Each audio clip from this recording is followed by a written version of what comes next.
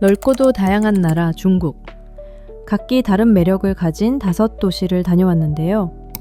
현대적인 감성이 살아 숨쉬는 상하이, 입체적인 풍경과 매운맛의 도시 총칭, 여유롭고 정겨운 분위기의 청두, 천년의 역사를 간직한 시안, 그리고 자연이 빚은 풍경 괴이링까지. 지금부터 저와 함께 5가지 세계 중국을 함께 여행해 볼까요? 첫 번째 도시는 상하이입니다. 상하이 하면 뭐가 먼저 떠오르시나요?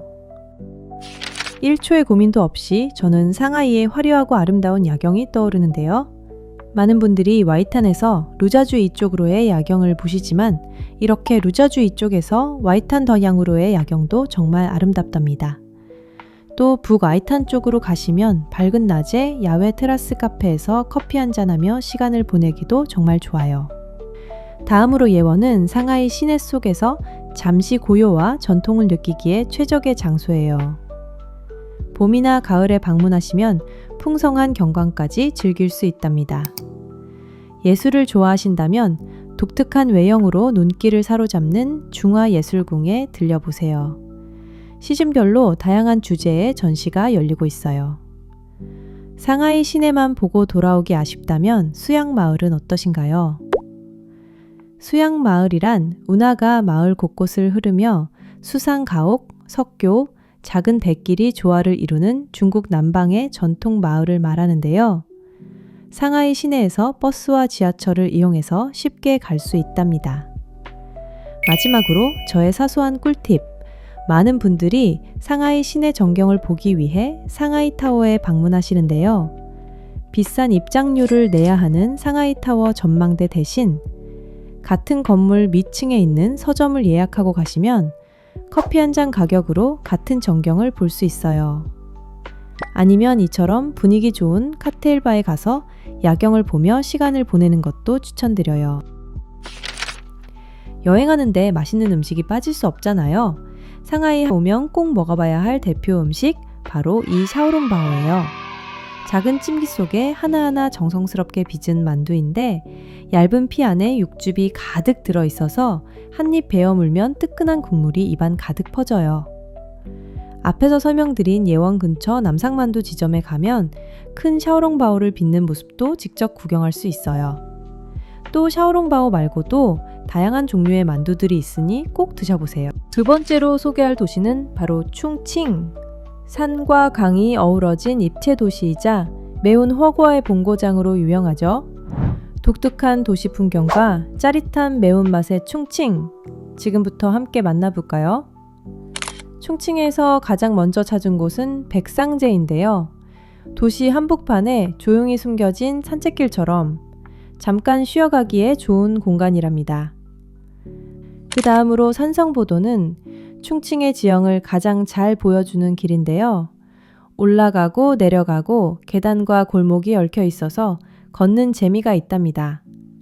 그리고 충칭의 하이라이트 홍야동. 낮에는 그냥 지나치기 쉬운 평범한 건물 같지만 해가 지고 불빛이 하나둘 켜지기 시작하면 충칭에서 가장 화려한 야경이 펼쳐집니다. 건물이 강가 절벽에 층층이 지어져 있어서 멀리서 보면 꼭 영화 속 한 장면 같아요. 특히 홍야동 옆에 있는 첸츠먼다차오 위에서는 홍야동 전경이 한눈에 들어와서 많은 사람들이 이곳에서 사진을 찍어요. 저도 그 다리 위에서 한참을 바라봤는데 도시와 강, 빛이 어우러진 풍경이 참 인상 깊었던 기억이 있어요.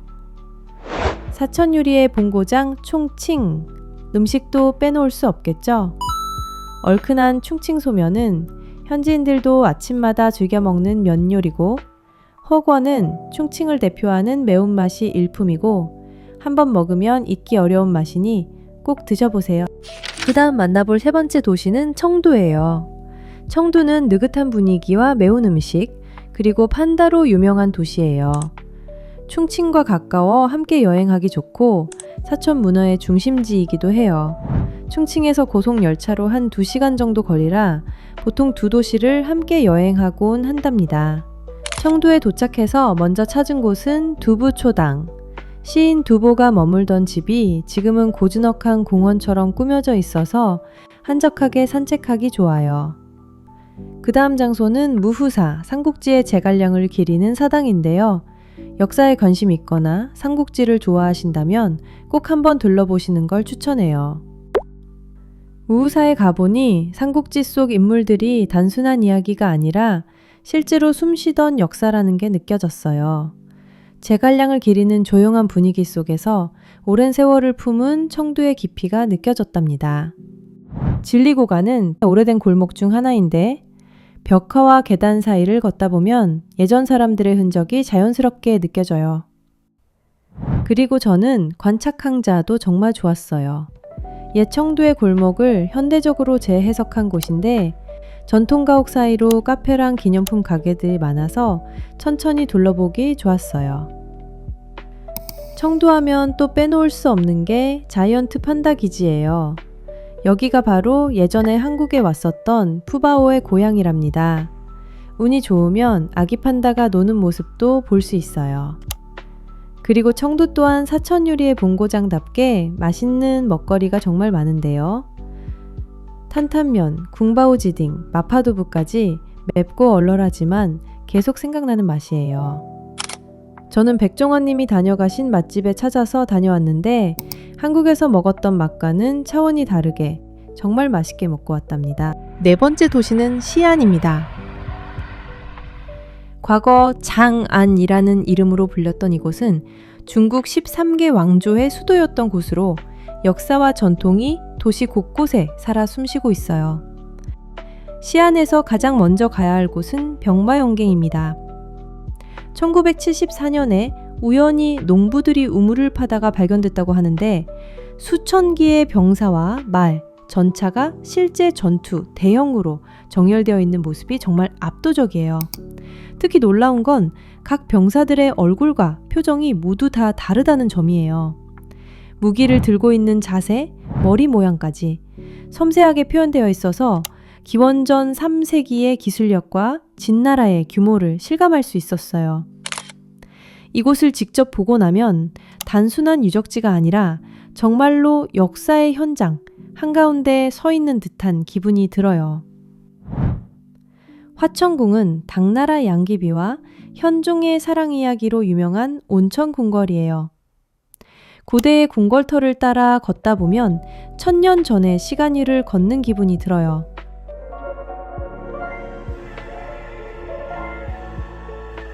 화천궁 야외를 무대로 양귀비와 현종의 사랑 이야기를 다루는 엄청난 스케일의 공연도 관람할 수 있으니 꼭 경험해보세요. 시안 성벽은 중국에서 가장 잘 보존된 고대 성벽 중 하나예요. 자전거를 타고 성벽 위를 한 바퀴 도는 경험, 시안에서만 느낄 수 있는 특별한 순간이죠. 대안탑은 당나라 시기의 불교 사찰로 서역에서 경전을 가져온 현장법사가 머물렀던 곳이에요. 저녁이 되면 탑 주변이 조명으로 밝혀져 또 다른 분위기를 보여줘요. 그리고 시안에서 꼭 먹어야 할 음식도 있어요. 먼저 백백년. 이름부터 독특한데 백양이라는 글자는 너무 복잡해서 대부분의 키보드에도 없다고 해요. 백백면의 가장 큰 특징은 이 넓고 두꺼운 면발이에요. 하나하나 손으로 밀어서 만든 면이라 식감이 정말 쫄깃하고 그 위에 매콤한 양념, 고명, 야채, 마늘기름까지 듬뿍 올라가요. 비벼서 한 입 먹으면 얼얼하면서도 깊은 맛이 입안에 퍼져요. 단순하지만 중독성 있는 시안 스타일의 국수예요. 그리고 시안식 햄버거라고 불리는 로지아모. 속이 꽉 찬 고기와 바삭한 빵이 어우러져서 간단하지만 든든한 한 끼로 딱이에요. 역사와 맛이 공존하는 도시, 여기가 바로 시안입니다. 벌써 마지막 5번째 도시입니다. 마지막으로 소개해드릴 도시는 바로 괴이린이에요. 산수 갑천하, 괴이린의 산수는 천하제일이라는 말이 있을 정도로 괴이린은 아름다운 자연 경관으로 유명한 도시예요. 먼저 소개할 곳은 이강입니다. 이강은 괴이린에서 양서까지 이어지는 강인데 수많은 카르스트 산들이 강 양옆에 늘어서 있어서 배를 타고 유람하다 보면 정말 한 폭의 동양화 속을 걷는 듯한 기분이 들어요. 특히 안개가 살짝 낀 아침 풍경은 말로 표현하기 어려울 만큼 아름다워요. 다음은 양서하예요. 이 강을 따라 내려가면 도착하는 작은 마을인데 자전거를 타고 시골길을 달리다 보면 논과 산 그리고 전통 가옥이 어우러진 풍경이 펼쳐져요. 자연을 가까이에서 느끼고 싶다면 꼭 추천하고 싶은 곳이에요. 칠성공원은 괴일인 시내에서 가까운 공원인데 기묘한 모양의 석회암 바위들과 동굴, 푸른 숲이 어우러져 괴일인 특유의 자연미를 가까이에서 감상할 수 있어요. 또 하나 유명한 장소는 바로 코끼리 코산이에요. 강쪽으로 코를 들이운 코끼리 모양의 바위산인데 괴일인을 대표하는 상징적인 명소예요. 그리고 괴일인의 매력은 자연뿐만 아니라 음식에도 있어요. 가장 대표적인 음식은 괴일인 미펀, 즉 괴일인 쌀국수예요. 쫄깃한 쌀국수에 진한 육수, 절인 야채, 돼지고기 고명이 올라가는데 맵거나 자극적이진 않지만 감칠맛이 뛰어나서 아침 식사로도 많이 먹는 음식이에요. 이건 괴일인 지역에서 꼭 먹어봐야 하는 요리 피지 우이예요.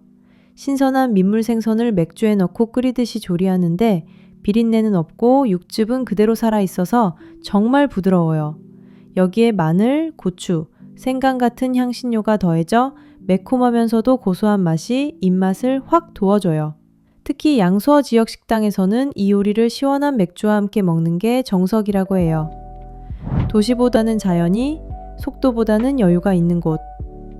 자연 속에서 천천히 걷고 천천히 맛보고 싶을 때 괴일이는 정말 좋은 여행지가 될 거예요. 중국의 5도시를 여행하면서 중국이란 나라가 얼마나 다채롭고 깊이 있는지 새삼 다시 한번 느껴보았는데요. 화려함, 내움, 여유, 역사, 그리고 자연.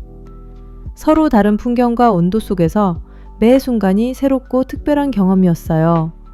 언젠가 또 다른 모습의 중국을 만날 날을 기대하며 이번 여행 영상은 여기서 마무리할게요. 다음 여행에서 만나요.